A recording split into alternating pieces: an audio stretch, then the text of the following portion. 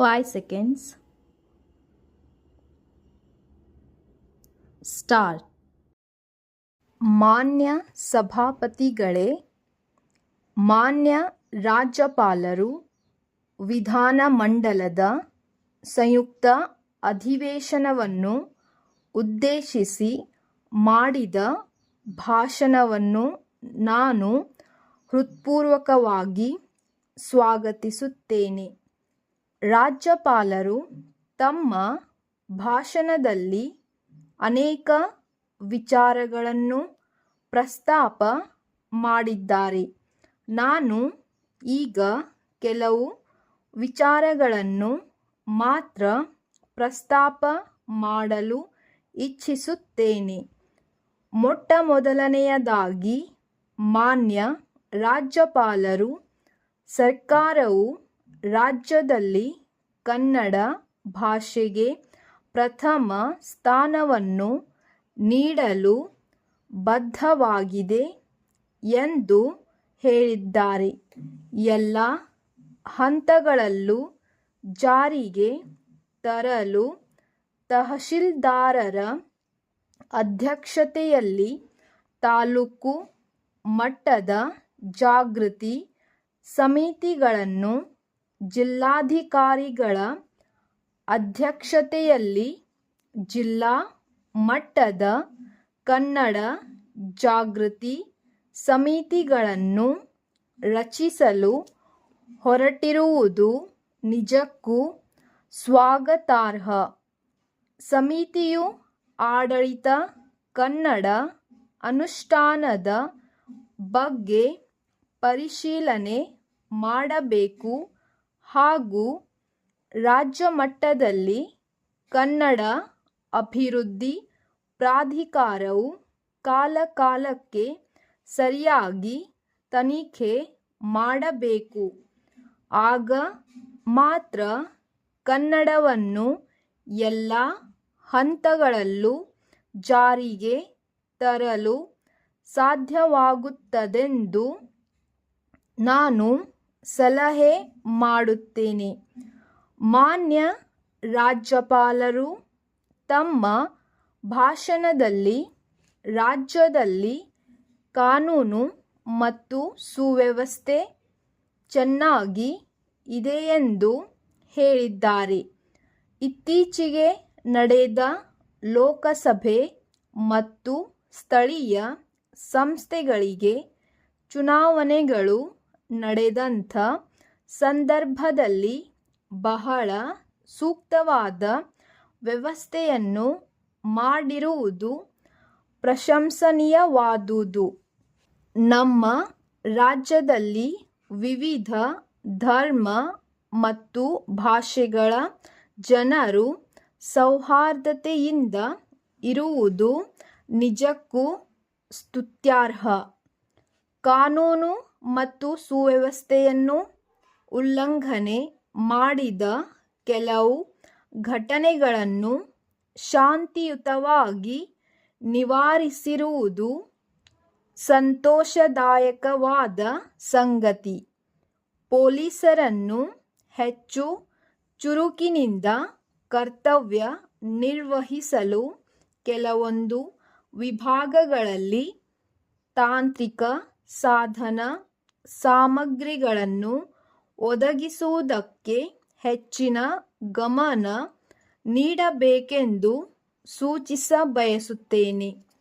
ಮಾನ್ಯ ರಾಜ್ಯಪಾಲರು ಕ್ಷಾಮ ಪರಿಹಾರ ನಿಧಿಗೆ ಉದಾರವಾಗಿ ವಂತಿಗೆ ನೀಡುವಂತೆ ತಮ್ಮ ಮೂಲಕ ಕರ್ನಾಟಕ ಜನತೆಯಲ್ಲಿ ಕಳಕಳಿಯಿಂದ ಮನವಿ ಮಾಡಿಕೊಂಡಿದ್ದಾರೆ.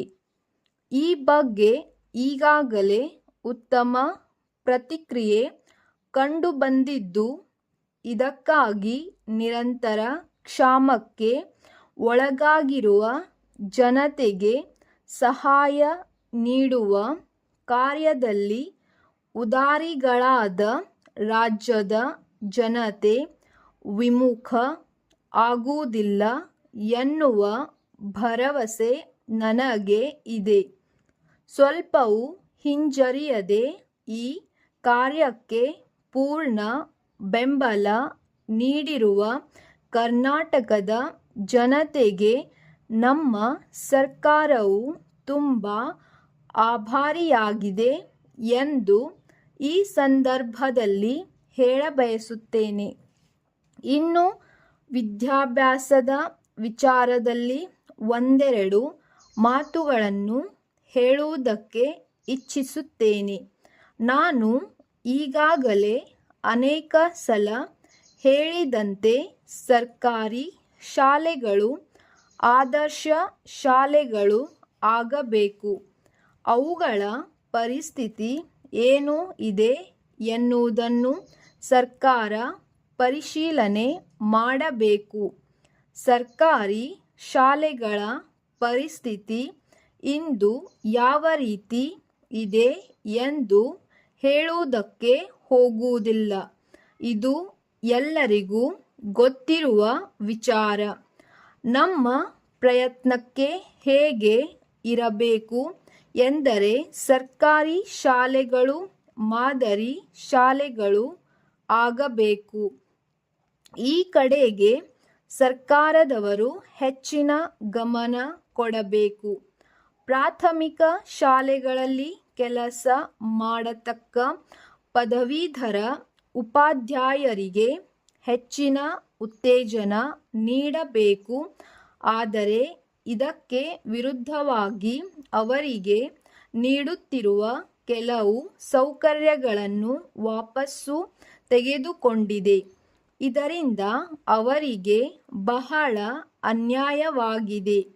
ಈಗಲಾದರೂ ಮಾನ್ಯ ವಿದ್ಯಾಮಂತ್ರಿಗಳು ಗಮನ ನೀಡಿ ಅವರಿಗೆ ಆಗಿರುವ ಅನ್ಯಾಯವನ್ನು ಸರಿಪಡಿಸಬೇಕೆಂದು ವಿನಂತಿ ಮಾಡಿಕೊಳ್ಳುತ್ತೇನೆ. ಪ್ರಸ್ತುತ ವರ್ಷ ನಾವು ಸ್ವಾತಂತ್ರ್ಯದ ಸುವರ್ಣ ಮಹೋತ್ಸವವನ್ನು ಆಚರಿಸುತ್ತಿರುವುದು ತುಂಬ ಸಂತೋಷದಾಯಕವಾದ ವಿಚಾರ. ಕಳೆದ 50 ವರ್ಷಗಳಲ್ಲಿ ರಾಷ್ಟ್ರ ಅನೇಕ ಕ್ಷೇತ್ರಗಳಲ್ಲಿ ಗಮನಾರ್ಹ ಪ್ರಗತಿಯನ್ನು ಸಾಧಿಸಿದೆ. ಆದರೆ ನಮ್ಮ ದೇಶವು ಸಂವಿಧಾನ ರಚಿಸಿ ಹಾಗೂ ಸ್ವಾತಂತ್ರ್ಯ ಚಳುವಳಿಗಾರರ ವಿಚಾರಗಳನ್ನು ಮತ್ತೆ ಪುನಶ್ಚೇತನಗೊಳಿಸಲು ಹಾಗೂ ರಾಷ್ಟ್ರ ನಿರ್ಮಾಣಕ್ಕಾಗಿ ಉತ್ಸಾಹದಿಂದ ನಮ್ಮ ಶಕ್ತಿ ಸಾಮರ್ಥ್ಯಗಳನ್ನು ಬಳಸಲು ಕಾರ್ಯಕ್ರಮಗಳನ್ನು ಹಾಕಿಕೊಳ್ಳಬೇಕಾದುದು ಅವಶ್ಯಕ. ಜನರಲ್ಲಿ ಸಮಾನತೆಯನ್ನು ರೂಢಿಸಲು ಇರತಕ್ಕ ಅಡ್ಡಿ ಆತಂಕಗಳ ಬಗ್ಗೆ ನಮ್ಮ ಜನರಿಗೆ ಸೂಕ್ತ ತಿಳುವಳಿಕೆ ನೀಡಬೇಕೆಂದು ಹೇಳಿ ತಮಗೆ ವಂದಿಸಿ ನನ್ನ ಕೆಲವಾರು ಮಾತುಗಳನ್ನು ಮುಗಿಸುತ್ತೇನೆ. ಮಹಾಶಯರೇ, ಈ ತಿಂಗಳು 10ನೇ ತಾರೀಖು ತಾವು ಬರೆದ ಪತ್ರ ತಲುಪಿ ವಿಷಯ ತಿಳಿಯಿತು. ತಾವು ಅದರಲ್ಲಿ ಕೇಳಿರುವ ಕನ್ನಡ ಪುಸ್ತಕಗಳು ನಮ್ಮಲ್ಲಿ ಈಗ ದಾಸ್ತಾನು ಇಲ್ಲವೆಂದು ತಿಳಿಸಲು ವಿಷಾದಿಸುತ್ತೇವೆ.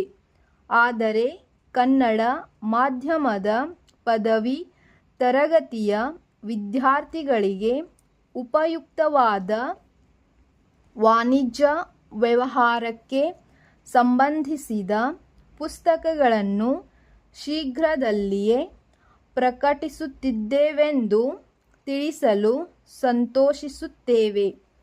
ಈ ಪುಸ್ತಕಗಳಿಗೆ ಈಗ ಬೇಡಿಕೆ ಜಾಸ್ತಿಯಾಗುತ್ತಿದೆ ಎಂಬುದಕ್ಕೆ ನಮ್ಮಲ್ಲಿ ಬರುತ್ತಿರುವ ವಿಚಾರಣೆ ಮತ್ತು ಬೇಡಿಕೆಗಳ ಪತ್ರಗಳಿಂದ ಸ್ಪಷ್ಟವಾಗುತ್ತದೆ.